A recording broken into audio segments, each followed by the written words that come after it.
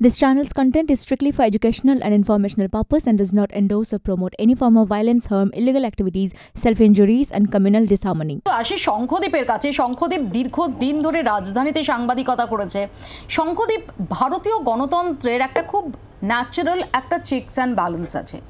যে সময় দাঁড়িয়ে বিশেষ করে 3 ডিসেম্বরের পর এরকম একটা হাওয়া চারদিকে ছিল যে এই সরকার ক্ষমতায় ফিরতে চলেছে হিউজ ম্যান্ডেট নিয়ে এবং তারপর সংবিধান বদলে দিতে পারবেন ইত্যাদি ইত্যাদি ইত্যাদি। রাজ্যসভায় সংখ্যাগরিষ্ঠতা অর্থাৎ যে কোনো বিল তারা চাইলেই অনায়াসে পাশ করে দিতে পারবেন। আমরা গত ডিসেম্বরেই দেখেছি যে লোকসভা এবং রাজ্যসভায় এক ধাক্কায় বহু সাংসদকে সাসপেন্ড করে একাধিক গুরুত্বপূর্ণ বিল পাশ হয়ে গেছে, তার নিদর্শনও দেখেছি।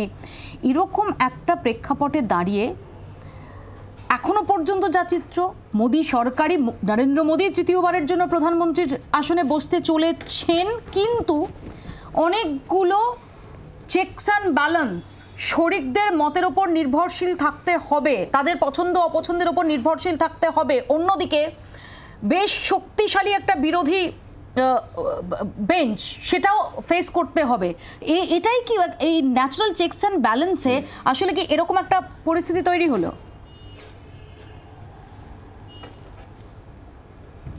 না, একদম মৌপিয়া, তুমি ঠিক বলছো যে দেখো, মানে কোয়ালিশন পলিটিক্সটা না একটা প্র্যাকটিস, মানে সেটাকে না অভ্যেস করতে হয়। সবাইকে সঙ্গে নিয়ে চলাটা কিন্তু একটা অভ্যেসের ব্যাপার। তুমি কিন্তু রাতারাতিভাবে সবাইকে সঙ্গে নিয়ে চলতে পারবে না।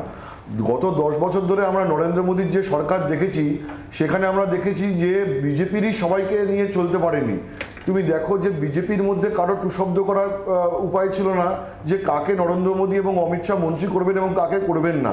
সুতরাং শরিকদের থেকে কি চাপ আসবে তার থেকে বড় কথা হচ্ছে যে এখন নাম্বারটা 240, এখন 282 বা 303 নয়। তার ফলে এখন কিন্তু এই যে কারা কারা মন্ত্রী হবেন সে ব্যাপারেও কিন্তু নরেন্দ্র মোদী এবং অমিত শাহর একচ্ছত্র কথাবার্তা চলবে বলে আমার অন্তত মনে হয় না। এবং যে বিজেপিকে আমি চিনেছি এতদিন ধরে, এখন কিন্তু বিজেপির মধ্যে থেকেও কিন্তু একটা রিসেন্টমেন্ট তৈরি হতে পারে। তুমি যদি কালকে রাজনাথ সিংয়ের টুইটটা দেখো, ভেরি ইন্টারেস্টিং।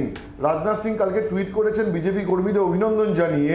নরেন্দ্র মোদী বা অমিত শাহর নাম সেখানে নেই, শুধু জেপি নাড্ডার নাম আছে। অথচ এই রাজনাথ সিং 2019 সালের রেজাল্ট বেরোনোর দিন টুইট করেছিলেন।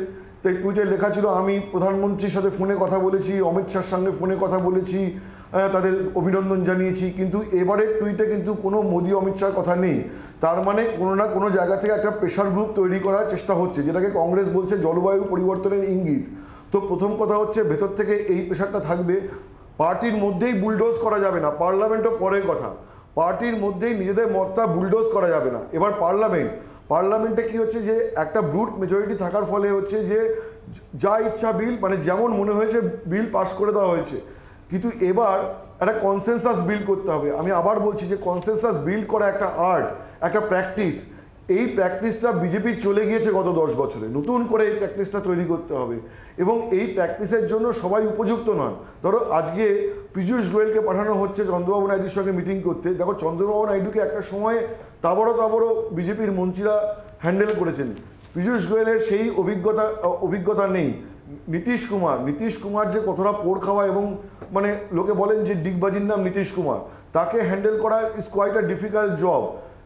শুধু তা নয়, পার্লামেন্টে এবার হচ্ছে যে বিরোধীরা একটা বড় ব্লক 234, মানে সেখানে প্রতিটা ইস্যুতে বিরোধীরা পার্লামেন্ট স্টল করে দিতে পারে। তো ফলে আগামী যে 5 বছর আমার ধারণা যে এটা খুব রাফ একটা ওয়েদার থাকবে এবং সেখানে চাইলেই কাউকে কোনো বিরোধী দলের সাংসদদের সাসপেন্ড করে দেওয়া, তাদের পার্লামেন্ট থেকে বার করে দেওয়া এতটা সহজ আর হবে বলে আমার মনে হচ্ছে না। অর্চনাদি, নয় পথটা এই যে আমি অনেক সব শুনছিলাম, মন দিয়েই শুনছিলাম, এবং এটা একটা নতুন situation. Definitely coalition NDA, NDA was their number 1।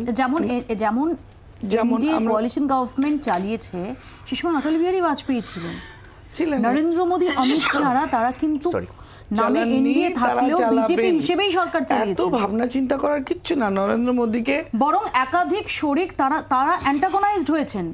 শিবসেনার মতো দীর্ঘদিনের শরিক এবং ন্যাচারাল অ্যালি তারা ছেড়ে বেরিয়ে এসেছে। কাজগুলো যেগুলো করেছে সেখানে কেউ বাধা দিলে সেখানে যেরকম পাওয়ার ছিল, আমি যেটা বলছি নরেন্দ্র মোদীকে প্রাইম মিনিস্টার হতে দিন, তাকে 7 দিন কাজ করতে দিন, 1 মাস বাদে এই ইন্ডিয়া অ্যালায়েন্সটাকে দেখুন কোন জায়গায় দাঁড়ায়, কটা লোক থাকে, ভেঙে টুকরো টুকরো খান ওর যদি না যায় বলবেন এখানে 24 ঘন্টায় এসে আমি 2টো বাজে কথা বলে গেছি।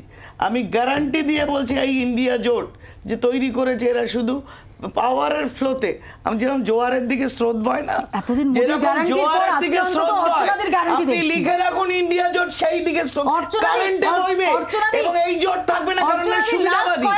লাস্ট কয়েক মাসে একটা পরিবর্তন, এতদিন মোদির গ্যারান্টি দেখছিলাম, এই এতদিন পর মোদির গ্যারান্টির বদলে অর্চনাদির গ্যারান্টি শুনলাম। শুনুন, আমার গ্যারান্টি শোনাটা কথা নয়, বাস্তবটা আমি আমার ক্ষুদ্র রাজনৈতিক অভিজ্ঞতা সেটা থেকে বলছি। এই জোট আমাদের দেখুন যতই চেঁচামেচি কান্নাকাটি হইচই হোক,